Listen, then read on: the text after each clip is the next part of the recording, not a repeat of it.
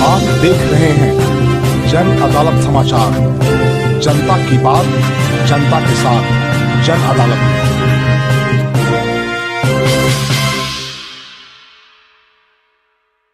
साथियों, आज अंडमान निकोबार विरासत भी और विकास भी इस महामंत्र का जीवंत उदाहरण बन रहा है।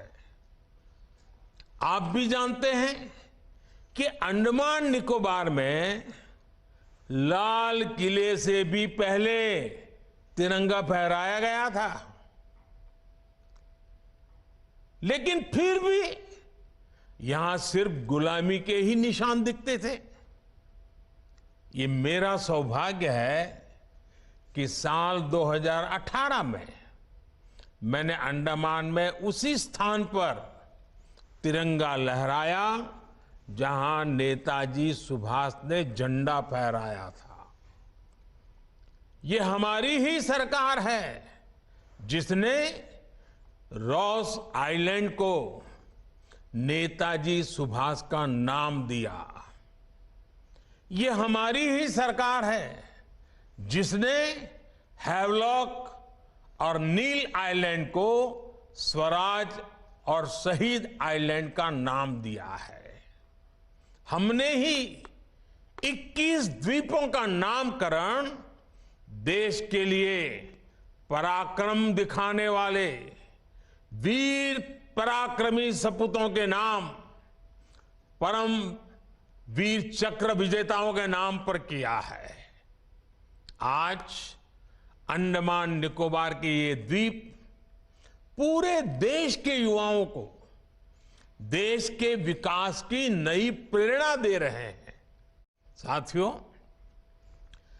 आजादी के 75 वर्षों में हमारा भारत कहीं से कहीं पहुंच सकता था, और ये मैं बहुत जिम्मेवारी से कह रहा हूं, कहीं से कहीं पहुंच सकता था। हम भारतीयों के सामर्थ्य में कभी कोई कमी नहीं रही है, लेकिन सामान्य भारतीय के इस सामर्थ्य के साथ हमेशा भ्रष्टाचारी और परिवारवादी पार्टियों ने अन्याय किया। आज देश के लोग 2024 चुनाव में फिर एक बार हमारी सरकार वापस लाने का मन बना चुके हैं, निर्णय ले चुके हैं। ऐसे में भारत की बदहाली के जिम्मेदार कुछ लोग अपनी दुकान खोलकर बैठ गए हैं। इन्हें देखकर मुझे एक कविता की कुछ पंक्तियां याद आती हैं। एक कवि महाशय ने अवधी में लिखा था, ये अवधी भाषा में लिखी गई कविता है।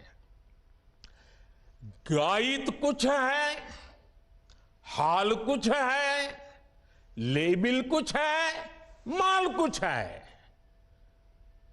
24 के लिए 26 होने वाले राजनीतिक दलों पर यह बड़ा फिट बैठता है। गायित कुछ है, हाल कुछ है, लेबिल कुछ है और माल कुछ है। यानी गाना कोई और गाया जा रहा है, जबकि सच्चाई कुछ और है। लेबल किसी और का लगाया गया है, जबकि प्रोडक्ट कुछ और ही है। इनकी दुकान की यही सच्चाई है। इनकी दुकान पर दो चीजों की गारंटी मिलती है। एक तो ये अपनी दुकान पर जातिवाद का जहर बेचते हैं, और दूसरा ये लोग असीमित भ्रष्टाचार करते हैं। आजकल ये लोग बेंगलुरु में जुटे हैं। एक जमाने में एक गाना बहुत मशहूर था, मुझे तो पूरा याद नहीं है लेकिन मुझे याद आ रहा है। एक चेहरे पर कई चेहरे लगा लेते हैं लोग, एक चेहरे पर कई चेहरे लगा लेते हैं लोग। आप देखिए ये लोग कितने चेहरे लगाकर बैठे हैं। जब ये लोग कैमरे के सामने एक फ्रेम में आ जाते हैं तो पहला विचार देश के सामने क्या आता है? पहला विचार देश के लोगों के मन में यही आता है, पूरा फ्रेम देख करके देशवासी यही बोल उठता है, लाखों करोड़ों रुपए का भ्रष्टाचार। इसलिए देश की जनता कह रही है कि ये तो कट्टर भ्रष्टाचारी सम्मेलन हो रहा है, कट्टर भ्रष्टाचारी सम्मेलन हो रहा है।